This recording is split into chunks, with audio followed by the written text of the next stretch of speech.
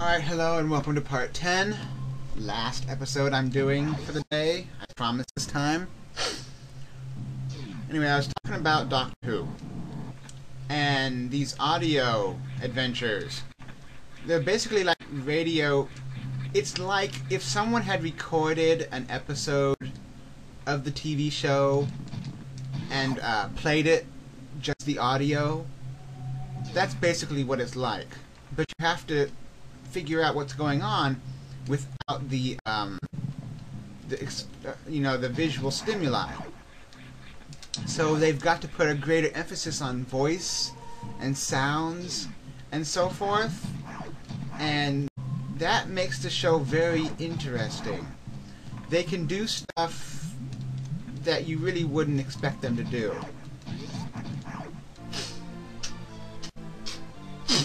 Actually, I think some of the radio episodes are probably a little more graphic than you would come to expect from the TV show. There's one that featured a creature which could rip people apart, and there was one person you could hear in the case of one person, you heard them get ripped apart. Well, I say ripped in half, ripped apart, whatever. Come on. Back down. Thank you. It's over here. I don't really remember.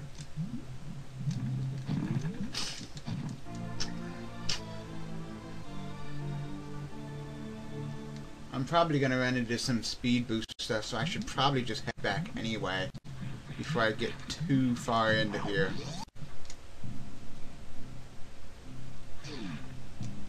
You can probably come down here without the gravity suit, but it's not advised, at least not until you have the high jump, because it's pretty tough in there. And the lava, slows you down, and like acid. No one's home.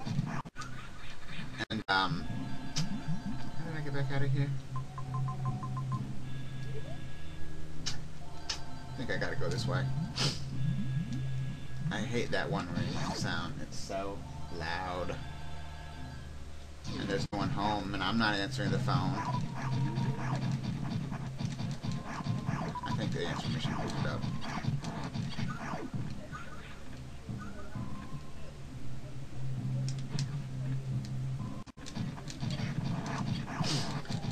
Anyway, these audio adventures are just incredible to listen to. And the voice work is just so good. Oh, I hate those things. Oh, I don't think I ever really explored here after I wonder if I ever explored here after I beat Phantoon. I know one way to find out. Nope, I didn't. You could get here before you fight Phantoon, but the item here, like that one energy tank, wasn't there earlier. A couple items show up after you beat Phantoon, which is a nice touch. But these audio radio shows, they're usually about 50 minutes or so long, and you have reoccurring characters, obviously. Paul McGann always does his role as the Doctor, and I believe her name is Sheridan Smith, who does the voice of Lucy, his assistant. And these are just called the new 8th Doctor Adventures, or the 8th Doctor Audio Adventures, or something like that. Oh, I guess I didn't go and get that energy tank earlier. Whoops. Reserve tank.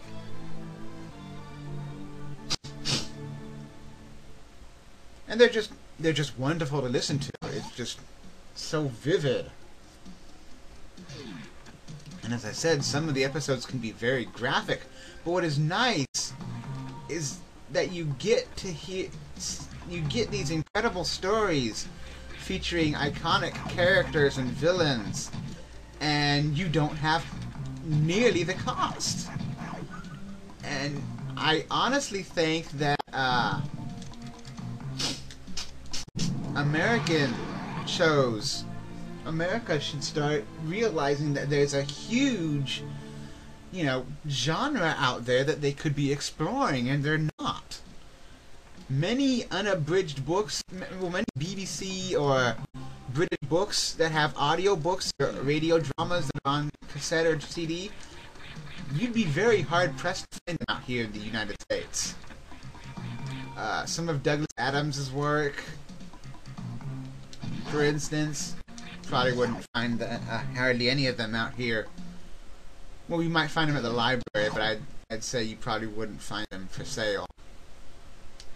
I was very fortunate that I was able to listen to the radio drama version of Dirk Gently's Holistic Detective Agency. Did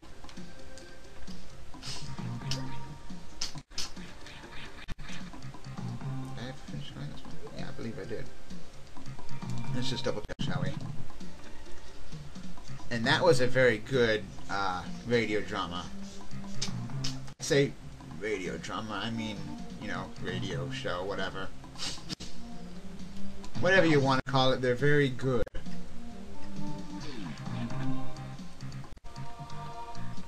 And it's something that you don't see explored out here in America. And I've become so dissatisfied with so many American things in the last 10 plus years. I can't stand most of the movies that come out in America, for instance. Not that I can stand much movies that come out anywhere, but I think I need Speed Booster for that.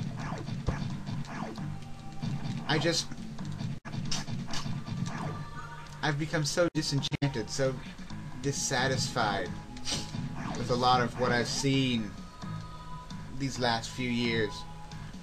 And I start looking for alternate, sources of entertainment. Like video games.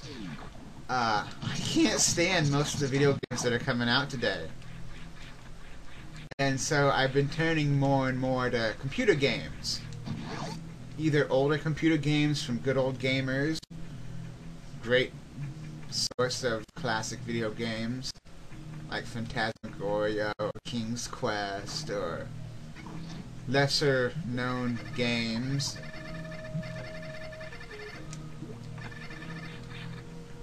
like well, not lesser known, but sometimes hard to find games.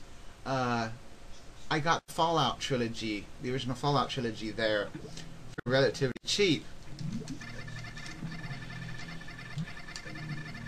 That is really annoying. Get back here, you little piss ass. Oh, friggin' morph tunnels. Get! Come on, get! Get! Get so I can kill you. And I've been turning more and more to other video games. For instance, I've been playing a lot of older video games because I honestly find them a lot more enjoyable. Look at Metal Gear Solid.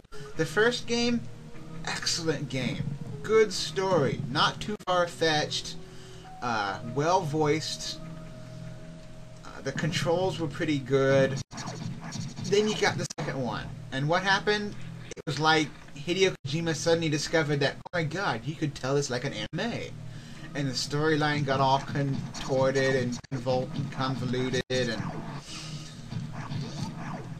the quality just like plummeted. I take it to understand, as I understand it, the whole reason they made Metal Gear Solid 4 was to try to fix the like billion plot holes that they caused with Metal Gear Solid 2. I guess they won't flat out admit that the game was an embarrassment, but it's kind of obvious.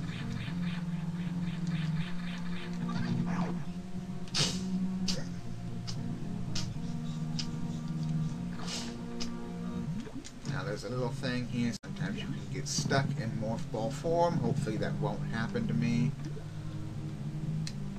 This is one of the reasons I don't like morph ball tunnel.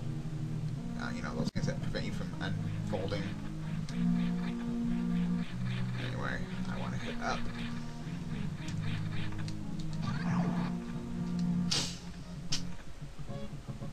And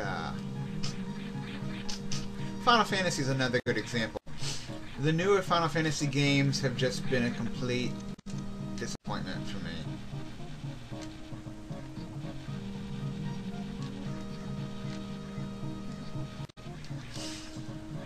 And,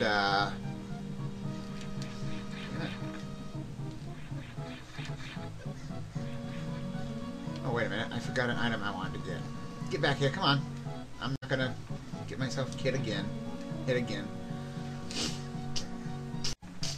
was something I wanted over here.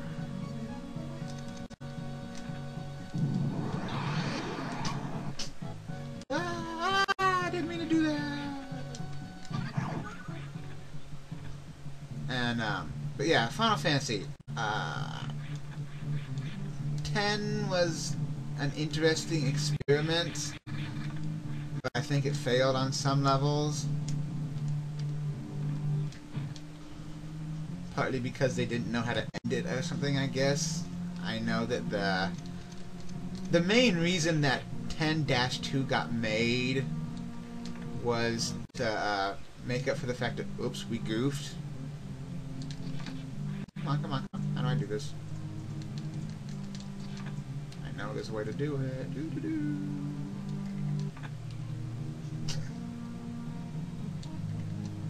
Oh well, I'll come back for it another time. Almost had it.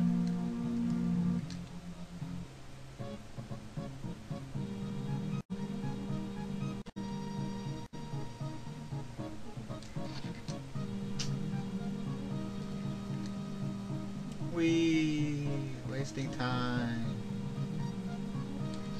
Well, I wanted to waste time, and this isn't quite what I had in mind, though.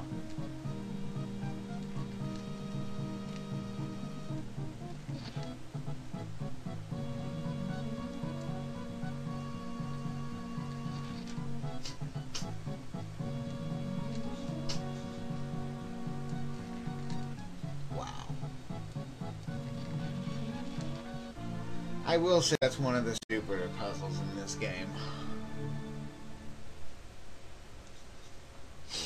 Alright, goodbye. I'm probably going to crop half of this.